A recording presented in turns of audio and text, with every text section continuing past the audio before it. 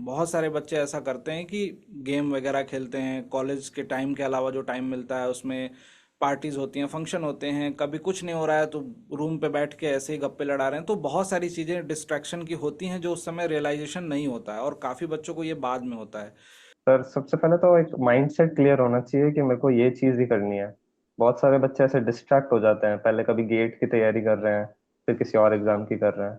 तो मेरा तो पहले से ही क्लियर था कि मेरे को एसएससी जेई और जेई के एग्जाम देने हैं। तो जब आपने पढ़ना स्टार्ट किया तो आपने अपनी तैयारी को जैसे इवेलुएट करते हैं, तो इवेलुएट करने के लिए क्या किया? प्रीवियस ईयर क्वेश्चंस का सहारा लिया, कुछ मॉक टेस्ट दिए, टेस्ट सीरीज दिया, या कैसे आपने इवेलुएट किया खुद को कि मैं जो पढ़ रहा हूँ उससे मुझे समझ भी आ रहा है और एग्जामिनेशन के क्वेश्चंस भी हो रहे जैसे ही मैं मतलब पढ़ता था आपसे, तो उसके बाद ही हर सब्जेक्ट के प्रीवियस ईयर क्वेश्चंस लगाता था।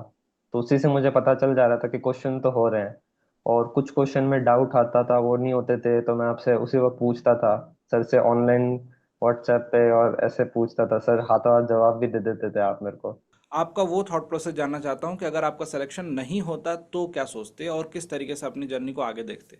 और नहीं होगा तो मैं एसएससी जेई का इस बार का दूंगा एग्जाम। तो ये तो बिल्कुल। मेंटालिटी हर बच्चे को बनानी ही पड़ेगी कि पेपर देने के बाद कुछ दिन रेस्ट करो और फिर से लग जाओ पढ़ाई में। स्टडी का पैटर्न क्या होना चाहिए? एक मिनिमम ड्यूरेशन, चाहे आप कितने भी ब्रिलियंट हो या फिर कितने भी एवरेज हो, लेकिन आपको उतना पढ़ना ही पढ़ना है ताकि सिलेबस आपका सही टाइम पे खत्म हो पाए। उसके लिए क्या आप कहना चाहोगे?